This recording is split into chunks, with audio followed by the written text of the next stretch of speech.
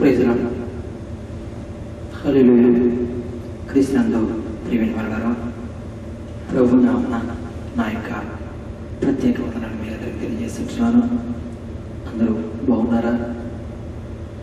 మా యొక్క ఈ యొక్క ఉద్యోగం అనే ఆధ్యాత్మిక కార్యక్రమాన్ని మనం బలపరుస్తున్నాయా? అయితే తప్పనిసరిగా మాకు తెలియజేయండి. మాకు ఫోన్ చేయండి లేదా ఉత్తరం ద్వారా మాకు తెలియచేయండి. మీ నిమిత్తం ప్రార్థిస్తాం.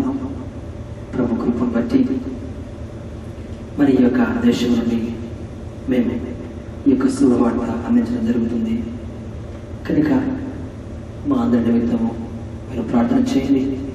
ఈ దేశంలో కాపుదల నిమిత్తం ప్రార్థన చేయండి. ఈ యొక్క ఉద్యోగం అనే ఈ యొక్క ఆధ్యాత్మిక కార్యక్రమం మరి అనేక దినములు కొనసాగట కొరకు ప్రార్థన చేయండి.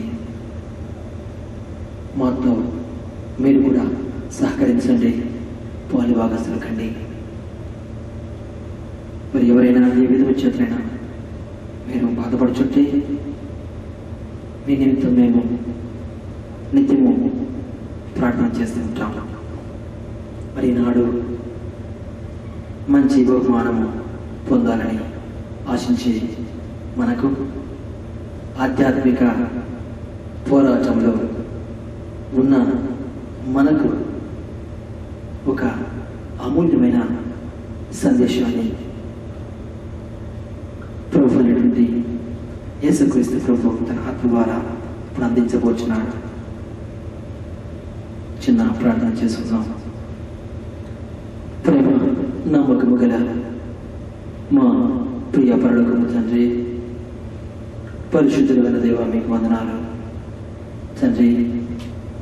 దినదినము మీ ఆత్మతో నడిపిస్తూ తండ్రి దేశంలో అనేక నిమిత్తము ప్రార్థించట కొరకు, వాక్యము అందించట కొరకు తండ్రి, ఏ అల్పుని నన్ను మీరు వాడుకుని నన్ను బలపరుస్తున్నందుకు వందనములు తండ్రి. ఈ యొక్క కార్యక్రమంలో నాతో కూడా సహకరిస్తున్నటువంటి మరి వీడియో విషయంలో అయితేమి తండ్రి, మరి నాయన సమస్త విషయంలో తండ్రి అనేక మంది పాల్గొని పొందుతున్నారు తండ్రి. బిడ్డ బాబు ఎంతో సహాయకారిగా ఉంటున్నాడు, మీకు తెలుసు తండ్రి. అందరి బట్టి మీకు స్తోత్రాలు.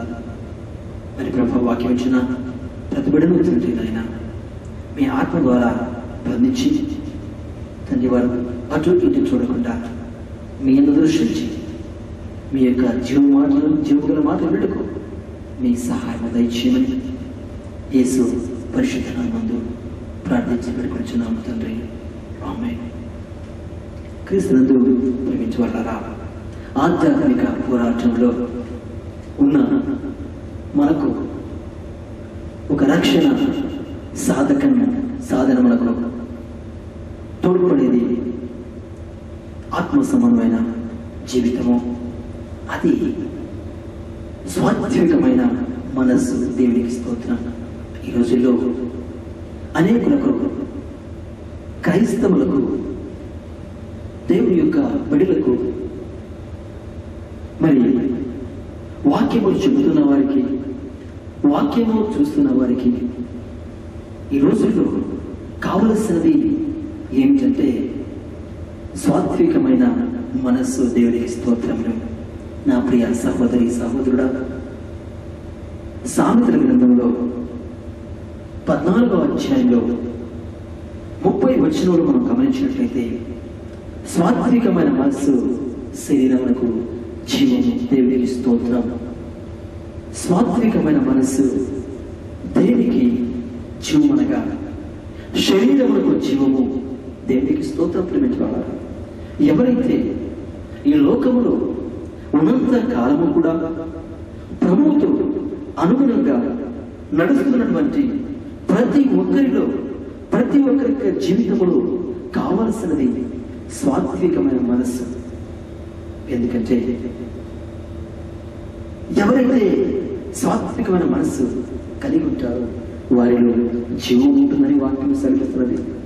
అయితే ఈ లోకములో మనిషిలో ఉండదగినది కాదు, మనిషి చేర్చుకోదగినది కాదు. ప్రభు యొక్క గుణగణములలో చేరనిది. విశ్వాసి యొక్క గుణగణములు అనగా వారి హృదయములో చేరకుండా ఉండవలసింది ఏమిటంటే, కింద వచ్చిన మనం చూసినట్లయితే మత్సరము ఎముకలకు కుళ్ళు. దేవునికి స్తోత్రం. విశ్వాసి యొక్క జీవితంలో ఉండకూడదు, వారు చేర్చుకోకుండా ఉండవలసింది ఏమిటంటే అసూయ.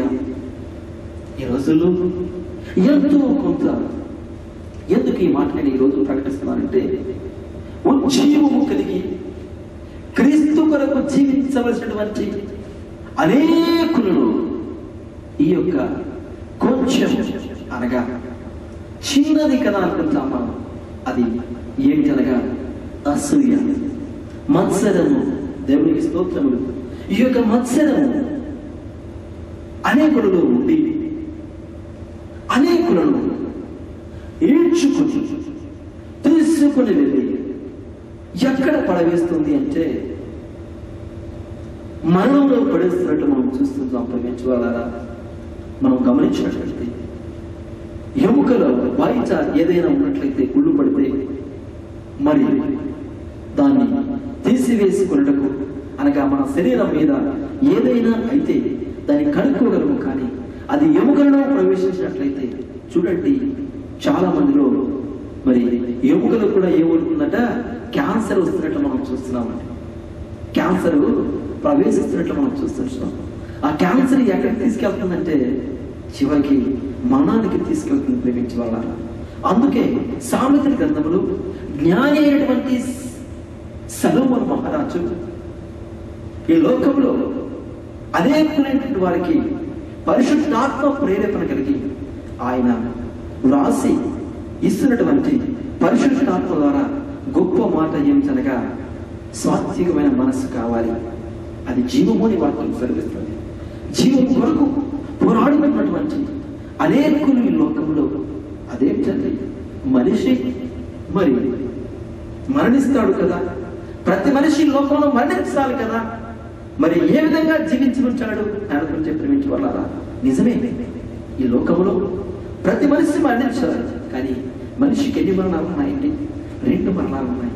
ఒకటి శరీర సంబంధమైనది, రెండవది ఆత్మ సంబంధమైనది. దేవునికి స్తోత్రములు.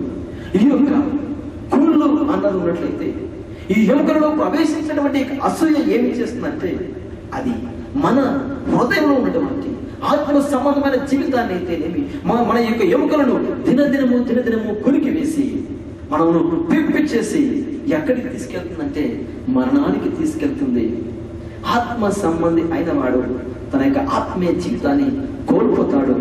చివరికి ఆత్మ మరణమునకు అప్పగింపబడుతుంది. నువ్వు శరీర పరంగా మరణిస్తావు, ఆత్మ పరంగా మరణిస్తావు కనుక అందుకే ఆనాడే యేసు క్రీస్తు ప్రభు దీన్ని ద్వేషించినట్లుగా మనం చూస్తున్నాం.